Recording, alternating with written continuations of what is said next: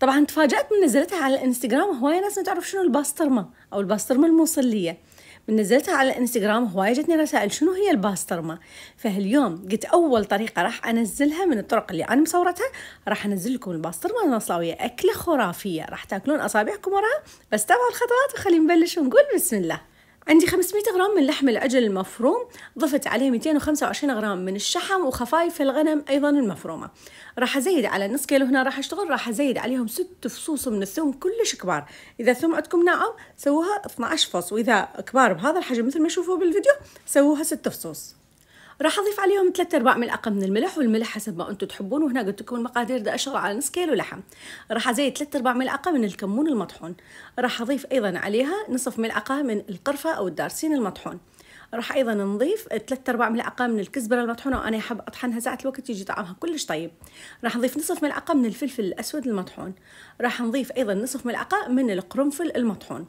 راح نزيد عليهم الكبابة أو البهار الصيني، 3/4 ملعقة من الكبابة أو البهار الصيني. راح أرجع أضيف عليهم نصف ملعقة من الهيل المطحون، ينطيها نكهة كلش طيبة. وراح أزيد عليها جوز الطيب، وأني البهارات اللي استخدمها هاي النوعية شوفتكم إياها 1/4 ملعقة مو أكثر من جوز الطيب. البهارات هاي البادية استخدموها كلش طيبة. راح نبدي نخلطهم البهارات ويا اللحم ويا الثوم ويا الشحم، ونتركها تقريبا 10 دقائق شوية ترتاح. وراها راح نبدي نخليها. أني ما عندي الأكياس اللي هم يستخدمون فوارغ الحيوانات، أو يمكن أعتقد يسمون المصران، يستخدموه أنه يحشون بيها اللحم ويبسوه على الهواء.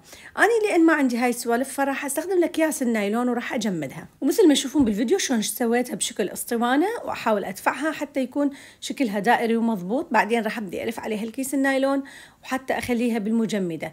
بالمجمدة راح تاخذ عندكم 2 إلى 3 تكون جاهزة وجاهز الطعم، واللحمة متشبعة بالبهارات والثوم. كل ما تخلوها فترة أطول كل ما يكون طعمها بعد أطيب وأطيب. هنا أنا راح أخليها بالمجمدة بعد ما كملت، وراح أرجع أشوفكم بعدين. هنا ورا 3 أيام ضبط أني طلعتها من المجمدة. قبل لا أقطعها أطلعها بربع ساعة. ما أريد اللحم يموع بعدين يتفتت عندي ويرجع إلى شكل المثروم، ولا أريدها تكون جامدة تكون صعبة علي، فقبل بربع ساعة أطلعها حتى يسهل التقطيع علي. قطعتها شوفوا بهذا الشكل حلقات. سمك الحلقة أنتم تتحكمون بيها إيش قد ما تريدون براحتكم. أنا أحبها هيك يكون خفيف حتى تستوي وتنضج على السريع.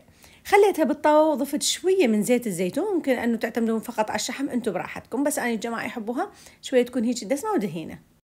خليتها على النار. كل وجه راح يستغرق تقريبا 3 دقائق مو أكثر. أبدي أقلبهم على الجهة الثانية. ما راح تاخذ بيدكم أكثر من 10 دقائق تكون ناضجة ومستوية. اللي يحب ياكلها ويا الليمون، اللي يحب ياكلها يطق عليها بيض، اللي يحبها بالطماطة.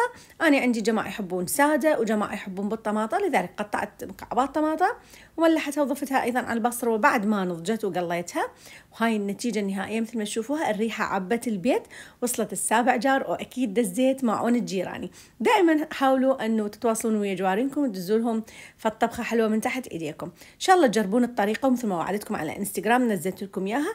اللي تجربها لازم ترسل لي الصور وتقول لي شنو رأيها على انستغرام، أو تتواصلون وياي هنا. اللي يحب يتواصلوا دائما وياي راح أخليكم الانستغرام أيضا. هذا حسابي على الانستغرام. اللي يحب يتواصل، اللي عنده أي سؤال إن شاء الله تجربوها، وألف عافية.